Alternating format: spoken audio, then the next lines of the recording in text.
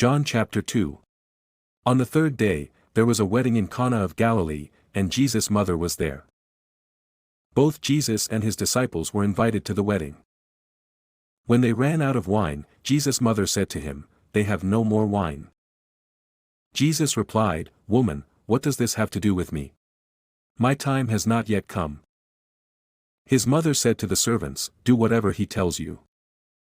Now there were 6 stone waterpots set there for the Jewish custom of purification, each holding 20 or 30 gallons. Jesus said to them, "Fill the waterpots with water." So they filled them to the brim. Then he said to them, "Draw some out now and take it to the master of the feast." So they took it to him.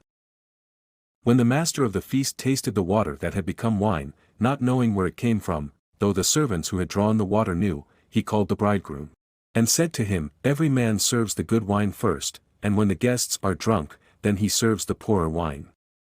But you have kept the good wine until now." This, the first of his signs, Jesus did at Cana in Galilee and manifested his glory. And his disciples believed in him. After this, he went down to Capernaum, he and his mother and his brothers and his disciples, and they stayed there for a few days. The Passover of the Jews was at hand, and Jesus went up to Jerusalem. In the temple he found those who were selling oxen and sheep and doves, and the money changers sitting there. And making a whip of cords, he drove them all out of the temple, with the sheep and oxen. And he poured out the coins of the money changers and overturned their tables. And he told those who sold the doves, "Take these things away, do not make my Father's house a house of trade."